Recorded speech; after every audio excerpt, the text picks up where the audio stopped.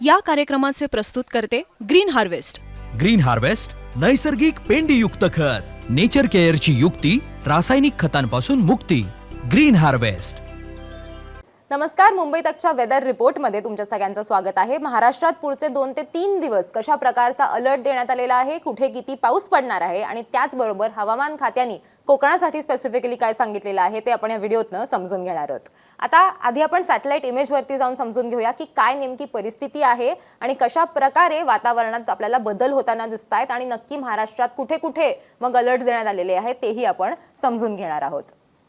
आता ही satellite image जर तुम्ही बघितलीत तर याच्यामध्ये आपल्याला अगदी क्लिअरली दिसतंय की अरबी समुद्रामध्ये आपल्याला मोठ्या प्रमाणात एक पोषक वातावरण पावसासाठीचं तयार झालेलं आहे आणि त्याच्या मदतीनं मान्सून जो आहे तो पुढे प्रगती करतोय हे आपल्याला याच्यातनं स्पष्ट होतं. एक सायक्लोनिक सर्क्युलेशन किंवा ज्याला चक्राकार वारे म्हणतात तशी परिस्थिती तयार झालेली आहे आणि त्याच्यामुळेच मान्सूनला आणखीन पुढे सरकण्यासाठी मदत होतीये.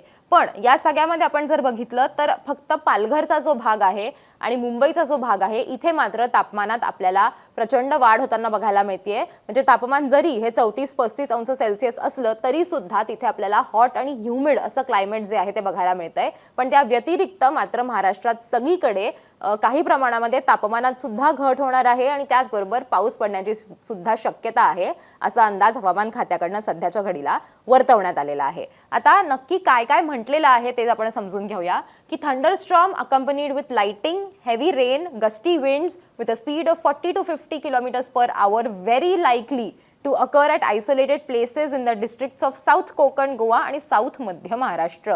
म्हणजे दक्षिण मध्य महाराष्ट्रात त्याचबरोबर आपल्याला गोव्यातल्या भागांमध्ये आणि कोकणात दक्षिण कोकणमध्ये आपल्याला काही भागांमध्ये मुसळधार पाऊस बघायला मिळू शकतो असा अंदाज हवामान खात्याकडनं वर्तवण्यात आलेला आहे. त्याचबरोबर त्यांनी म्हटलेलं आहे की नॉर्थ कोकण, नॉर्थ मध्य महाराष्ट्र आणि मराठवाडा इथे सुद्धा आपल्याला काही प्रमाणामध्ये पाऊस जो आहे तो बघायला मिळू शकतो. लाईट टू मॉडरेट स्वरूपाचा म्हणजे मध्यम स्वरूपाचा पाऊस, कमी किंवा मध्यम स्वरूपाचा पाऊस जो आहे तो आपल्याला या भागांमध्ये बघायला मिळू शकतो. त्याच्यामध्ये उत्तर मध्य महाराष्ट्र सुद्धा आहे आणि मराठवाडा सुद्धा आहे आणि या भागांमध्ये सुद्धा आपल्याला काही प्रमाणामध्ये पाऊस बघायला मिळू शकतो असं हवामान खात्याने सांगितलेलं आहे. आता कुठे कुठला अलर्ट देण्यात आलेला आहे तेही आपण समजून घेणार आहोत. सर्वात पहिले आपण जर बघितलं तर जसं मी म्हटलं की पालघरमध्ये आपल्याला तापमान जे आहे त्याच्यासाठी हीट वेव्हचा येलो अलर्ट देण्यात आलेला आहे. आपण जर मराठवाड्यातला काही भाग बघितला, बीड असेल, धाराशिव असेल, लातूर असेल, सोलापूर असेल, इथे येलो अलर्ट देण्यात आलेला आहे पावसासाठीचा आणि इथे आपल्याला कमी ते मध्यम स्वरूपाचा पाऊस पडेल अशी शक्यता वर्तवण्यात आलेली आहे. त्याचबरोबर साताऱ्याचा जो भाग आहे, सातारा, सांगली, रत्नागिरी, सिंधुदुर्ग आणि कोल्हापूर इथे सुद्धा आपल्याला पाऊस पडण्याची शक्यता आहे असा अंदाज हवामान खात्याकडनं वर्तवण्यात आलेला आहे. विदर्भात सुद्धा अनेक ठिकाणी येलो अलर्ट देण्यात आलेला आहे बुधवारसाठी. आता गुरुवारसाठी नेमका काय अलर्ट देण्यात आलेला आहे तेही आपण समजून घेऊया.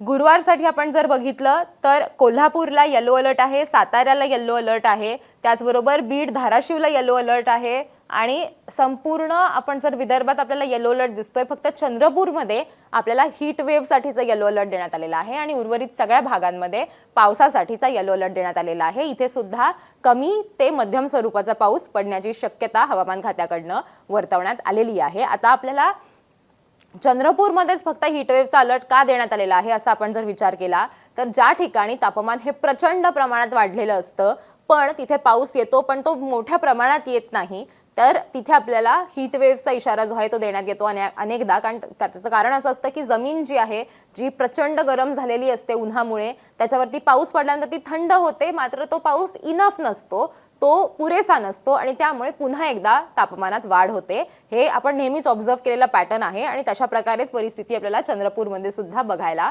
मिळू शकते आणि म्हणूनच तिथे आपल्याला हीट वेव्हसाठीचा येलो अलर्ट एका अर्थी बघायला मिळतोय. उर्वरित सगळीकडे मात्र आपण जर बघितलं तर पालघरमध्ये सुद्धा गुरुवारसाठी पावसाचा अलर्ट म्हणजे अलर्ट नाहीये पण तिथे सुद्धा वादळी वारे वाहण्याची शक्यता आहे असा अंदाज सध्याच्या घडीला वर्तवण्यात आलेला आहे आणि उर्वरित महाराष्ट्रात जिथे जिथे येलो अलर्ट आहे तिथे अर्थातच आपल्याला मध्यम स्वरूपाचा पाऊस बघायला मिळू शकतो असा तरी सध्याचा अंदाज आहे. आता शुक्रवारसाठीचा काय अंदाज आहे तेही आपण समजून घेऊया.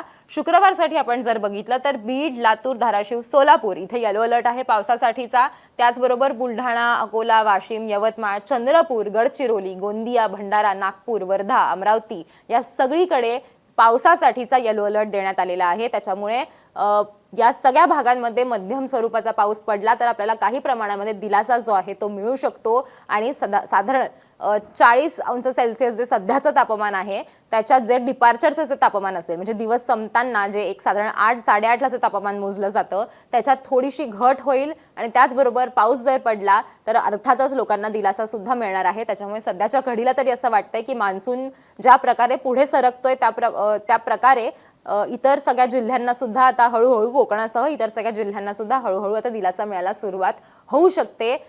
हवामान खात्याने जो अंदाज वर्तवलेला आहे त्याच्यानुसार 10 ते 12 तारखेपर्यंत मान्सून जो आहे तो मुंबईच्या दिशेनं मुंबईपर्यंत पोहोचणं अपेक्षित आहे. 12 जूनला साधारण मान्सून मुंबईमध्ये दाखल होईल असा अंदाज वर्तवला जातोय आणि त्याचबरोबर 15 ते 20 जून या दरम्यान संपूर्ण महाराष्ट्र हा मान्सूननी व्यापलेला असेल असं सुद्धा हवामान खात्याकडनं सांगण्यात आलेलं आहे. त्यामुळे पुढच्या 3 ते 4 दिवसांमध्येच सगळ्यांना दिलासा मिळण्याची शक्यता आहे असं सध्या तरी सांगितलं जात आहे. तुम्हाला हा व्हिडिओ कसा वाटला आणि असे रोजचे वेदर रिपोर्ट्स तुम्हाला आवडतायत का ते आम्हाला कमेंट करून नक्की सांगा आणि असेच व्हिडिओज बघण्यासाठी मुंबई तकला सबस्क्राईब करायला विसरू नका.